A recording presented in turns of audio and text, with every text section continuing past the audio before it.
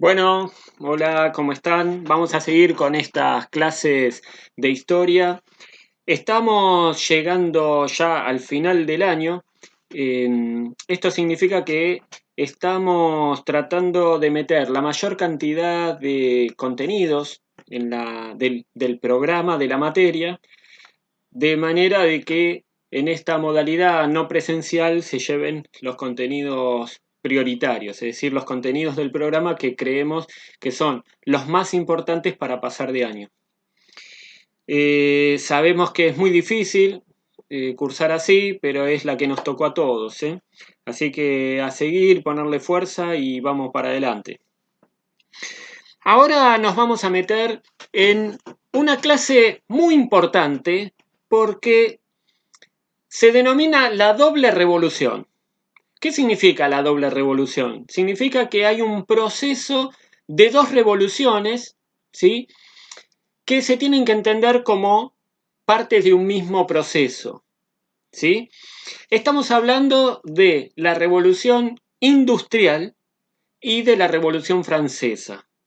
Cuando hablamos de la revolución industrial, estamos hablando de más o menos 1750 en Inglaterra, ¿sí? Es como si uno dijera Inglaterra, Gran Bretaña, 1750 se da el comienzo de lo que se va a denominar la revolución industrial. Y cuando hablamos de la revolución francesa, estamos hablando obviamente de Francia de 1789. ¿Por qué son tan importantes estas dos revoluciones? Porque van a cambiar completamente el mundo. Así, directo. A partir de estas dos revoluciones, el mundo va a ser completamente distinto. Todo el mundo va a ser completamente distinto. Por eso es importante entender este doble proceso. Nos vamos a meter para empezar en el siglo XVIII. El siglo XVIII es el que va de 1700 a 1799. Lo que está sucediendo es un cambio en la mentalidad de las personas. ¿Qué significa? La gente está empezando a pensar de otra manera. Hay algunos cambios en las mentalidades que hacen que las personas se saquen las cadenas de ciertas perspectivas ideológicas, como por ejemplo de la iglesia.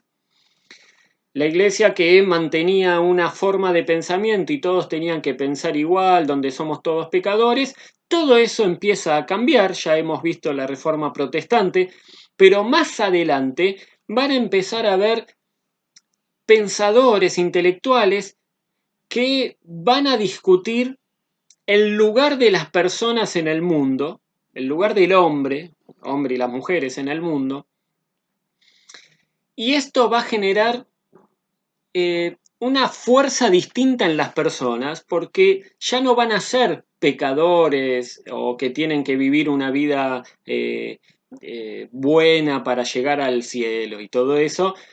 Ahora las personas van a sentirse capaces de transformar el mundo. El ascenso de la burguesía, como habíamos visto, esta clase social que empieza a ganar mucho poder económico y después empieza a comprar poder político, empieza a aparecer en los estratos de la monarquía, ahí por donde se manejaba la cosa, esta burguesía empieza a tener tanto poder económico, político, que también se traslada al cultural y al ideológico.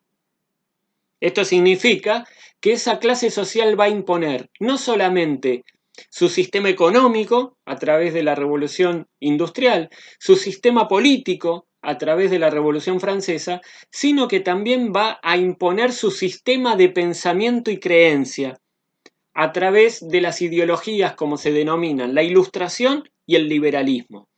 ¿Qué queremos decir con esto? Primero, la ilustración. La ilustración es un movimiento de pensadores que empiezan a cuestionar el poder y dicen, ¿por qué el poder viene de Dios y lo tiene un rey, una sola persona y el resto no puede hacer nada?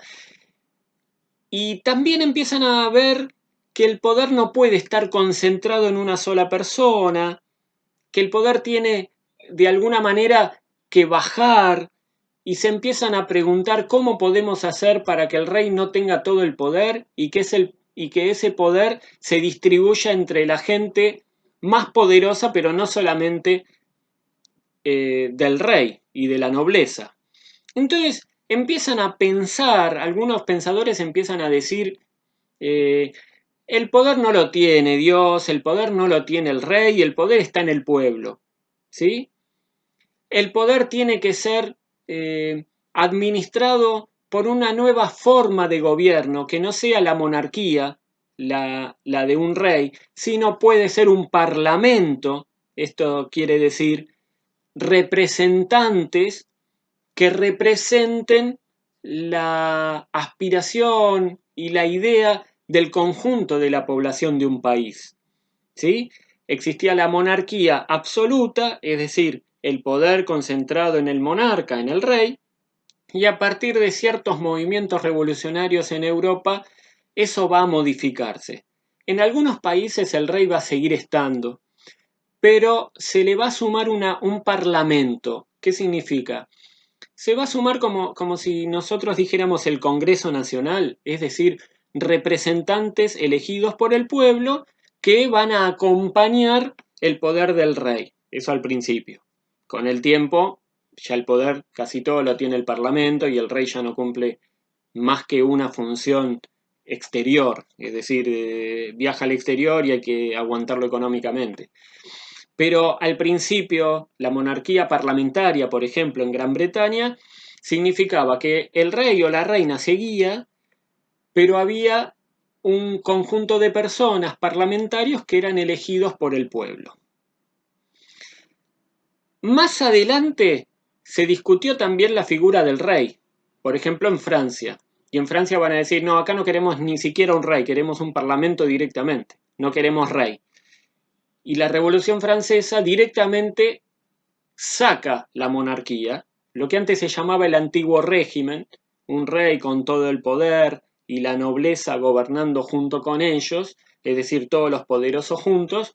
La Revolución Francesa vino a romper con todo eso bajo las banderas de igualdad, libertad y fraternidad. Esto significa que a partir de 1789, pero más adelante, va a ser un proceso muy largo, pero a partir de la Revolución Francesa, ese antiguo régimen gobernado por una sola persona, que era el rey, se termina. A partir de ese momento va a empezar a funcionar un sistema un poquito más democrático, donde las personas, los ciudadanos van a poder elegir a sus representantes. No fue inmediato, no fue el 14 de julio de 1789 que se asume todo este sistema político, no, llevó casi 50, 60 años.